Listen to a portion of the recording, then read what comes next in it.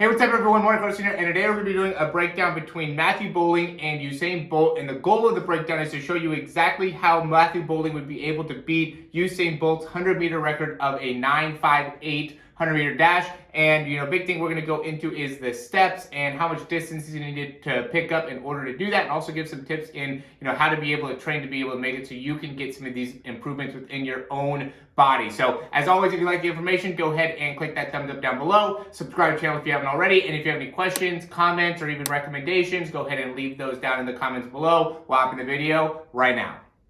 Alright, so what we're going to do, and we've done videos like this before, is just go through the timestamps here. So we got Matthew Boling here on the right, and he's at that 8.06, and then we have Usain Bolt here on the left is when he ran the 10.58. And the big thing that we want to be able to go into is, what are some of the differences between foot contact time, turnover time, and overall distance. And before we go too much into it, I do want to say Matthew Boling is about 6 foot.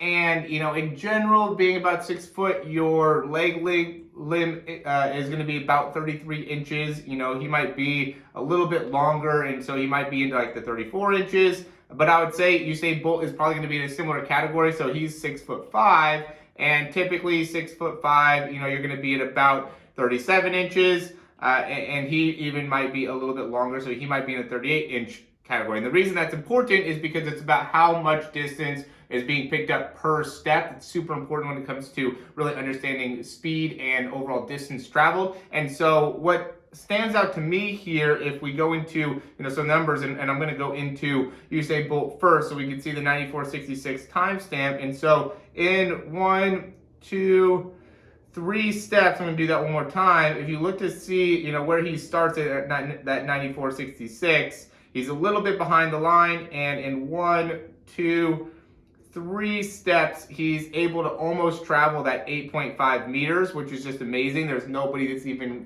close to being able to pick up that much distance in that short period of time. And so, because it ends up being about it ends up being, I actually went into 4 steps, and in 4 steps, he, it only took him 0.9 seconds to go 4 steps. And, it ends up being for him, the estimation is that he's picking up almost 12 meters, a little bit under 12 meters, probably about 11.5-ish meters within, 4 steps, which is just absolutely amazing. And then that last 0.1 gets him into the, 12 point, he's somewhere between 12.3 to 12.5 in terms of how much distance that he's able to pick up in just 1 second. And then what we do is that once we can see, that 1 second mark, now we can go and do the math to be able to see how fast he's going. So the reason I say 12.3 is because, so we'll go 12.3 divided by the 44704, and that shows a 27.5 miles per hour. If we go into 12.5, and then we do that same thing divided by 0.44704, that's going to show about 27.9. And we know that there's documentation out there that says he's about 27.8. And so he's somewhere within that kind of area there. 12.4 is still going to be in that general range. In every single step, you're obviously not going to be picking up the same amount of speed. So at different times, you're running different miles per hour. But point being is that's around where he's at. So he's at that 27 mile per hour mark in order to run that 9.58 100 meter. And so now the question is, how can Matthew Boling get to that same type of speed and capability? So you're going to start at the 8.06, and for him, in 1, 2, 3 steps, he's significantly further away from that 8.5 meter mark, and he started in a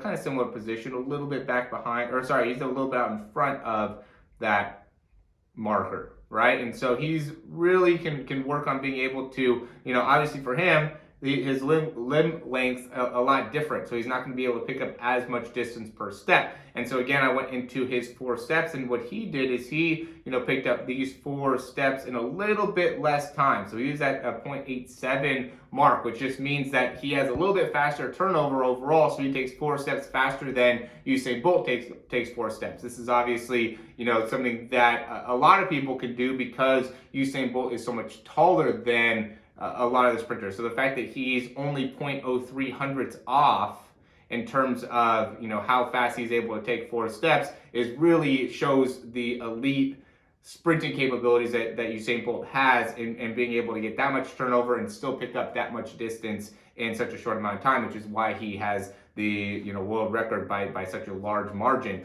And so now the question goes into what does Matthew Boling need to do to be able to to maximize picking up that much distance or being able to reach that speed, because once we get closer into, so we'll go into 9.06, and essentially what came down to him is that he's probably picking up about I guesstimated about 7.8 meters per 3 steps, right? So when he's here overall, probably about 7.8 meters altogether, and so then you divide that by 3, and that just means that he's picking up 2.6, about 2.6. I think it might even be less than that. I think it might even be closer to 2.5, which would just be 7.5 meters per 3 steps. Right, and then we compare that to Usain Bolt, who's about 8.3, like we said before, meters per 3 steps. So it's about a 0.8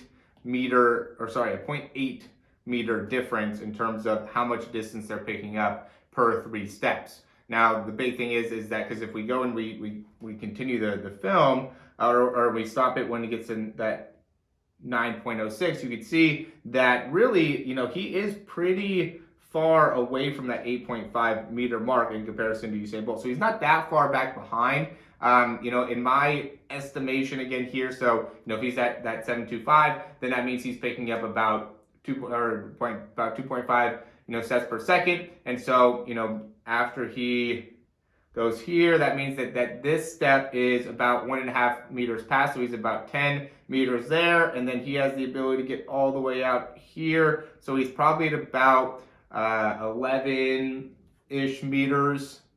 So if he's at 11 meters and we divide that by that 0.44704, he's running about 24.6 miles an hour. Okay, given Matthew Boling did, they said that he had a lot more, wind aid here, so he might be able to get a little bit more distance per step there. And so that ends up being a big part. So now let's go into some of the small details, because first now we have the establishment of, one's going 24.6, the other one's going 27.8 or something into that range. And Matthew Boling's at about 11, maybe 11.3. So let's just say if he's at 11.3 real quick, 11.3 divided by that 0.44704, now he's at 25 miles an hour. Right, so now how can we get another 2 miles per hour, or ends up getting another 1.2 meters in his, per second? Because that ends up being the big thing. So when we go and we break it down, where there's a big difference between, both of them is the amount of time spent off the ground. So, Usain Bolt has an amazing ability to land quickly, boom, lands here 95.56, and is back off, somewhere in that, probably 6.4 area. So he's at a 0.08 contact time.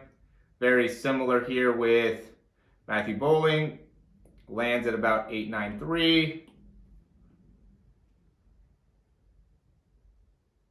And is off at about 9.01, so that's still a 0.08, right? So his foot contact is very, very fast. Now, we're going to go in and Usain Bolt has an amazing ability to be so consistent with his running. So we're going to go and see, if he's pushing off here at, 94, 96, let's say, 96.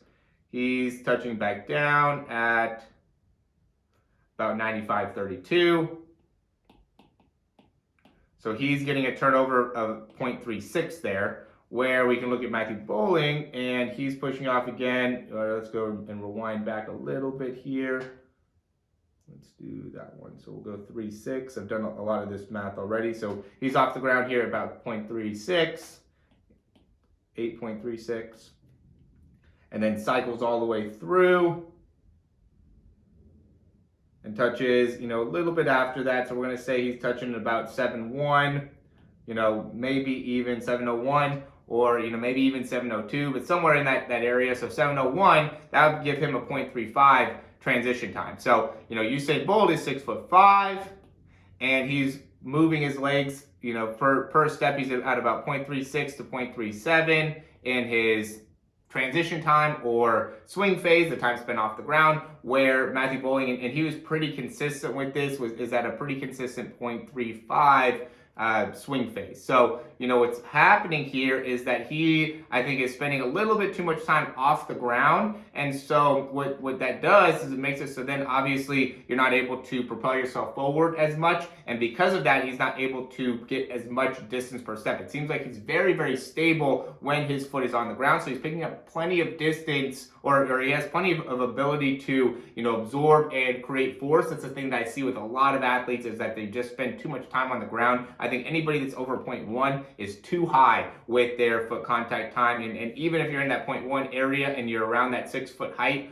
5'11", whatever, that is even can be considered too high. You need to have very, very strong, feet stability. And, there's a lot of pushback that I get from that, because at the very beginning, I believe that just getting to 0.1 was important, but then I see so many people that have 0.1. So now I'm like, if you're trying to get an elite time, if you're trying to run, 4.5 or below 4.5, you have to have a above average foot contact time. Same thing with your transition phase and being able to maximize your turnover. So now going into where he can maybe take some time off of his turnover would be, to me, the backside mechanics. So I think there's so much when I watch Matthew Boling run that is great, and really a lot of it to me goes into his front side mechanics. He does a great job being able to pick up a lot of distance and get a lot of power and strength out of his front side, which is why he has such a fast foot contact time, and that really plays a big impact in that. It is, if you don't have a very good amount of time on the ground, if you're too long on the ground, a lot of times it has to do with your foot contact, your front side sprinting mechanics. And then if you're not picking up as much distance as you need to per step, a lot of times it has to do with your backside mechanics. And so what's happening here is that as he's pushing off, I think he could probably be able to do a better job of maximizing the vertical forces there, because he's very, very horizontal. And then as he's coming through, he's keeping that foot really far back behind him for a pretty long period of time. So, if he could start to cut and get down, it's very possible. I mean, Tyson Gay, he's a little bit short, he's about 5'11", but his transition time is pretty consistent to being at about 0.3. And so if Matthew Boling could just get down into 0.33 or 0.32 with his time spent off the ground, swing phase, transition time, then that will make a significant impact on how much distance he's going to be picking up within that 1 second. And so again, he just needs to be able to consistently get another about meter, 1 meter to 1.2, 1.3 meters, and he'll at least be in a strong contention to be able to beat that record of 9.58 for a 100-meter dash. Obviously, he can't get longer legs. He can't get taller, or we're assuming that he's done growing. I know he's still in his teenage years, so he might be able to get a couple more inches out. But the thought is that he's going to have to be able to really master his technique and master his cadence and the ability to cycle those legs in order to really make a big difference in his overall performance and make it so he can really compete with some of those elite sprinting numbers of 9.58 or beating those Olympic record numbers. So as always, guys, thanks for watching these videos. If you have any questions, comments, anything like that, go ahead and leave those down below, and we'd be happy to hear from you guys. Let me know what you think about watching this video, what you think he might need, or what Matthew Boling might need in order to beat Usain Bolt, or if there's anybody else who you feel like could also compete with Usain Bolt. Would love to be able to see that and do a comparison video and give you guys a little bit more information about, where he's at in comparison to where Usain Bolt is with that 9.58. And as always, if you guys want to get a breakdown like this, see where you're at with your current speed and how fast you're able to get to, and then being able to understand how you can make a change in some of your mechanics to be able to get closer to a Matthew Boling or a Usain Bolt or a John Ross or whatever the case may be. Obviously, if you're a football player, I do more stuff that has to do with 40s. If you're a baseball player, I do more stuff that has to do with like the 60s. And if you're a track athlete, I do more with whatever your event is. I want to make it so it's something that is very, very applicable to you and makes it so you're able to take the information and apply it to what you're doing. I highly recommend you guys also checking out our speed program. We have something going on right now where it's $109 and I give you breakdowns within the $109. I'm at a point right now where I just love doing these breakdowns. And so if you commit to what we're doing with the breakdowns, you're going to get as much access as I can give you to being able to improve speed, because the more that I could get people that are able to run faster, then the better it's going to be for Performance Lab and the company that I'm trying to build up. And so the big thing is getting as many testimonials as I can, and I want you to be a testimonial. So check some of those links down below. Let's get started. We'll be happy to help you out. Thanks for watching. We'll talk to you soon.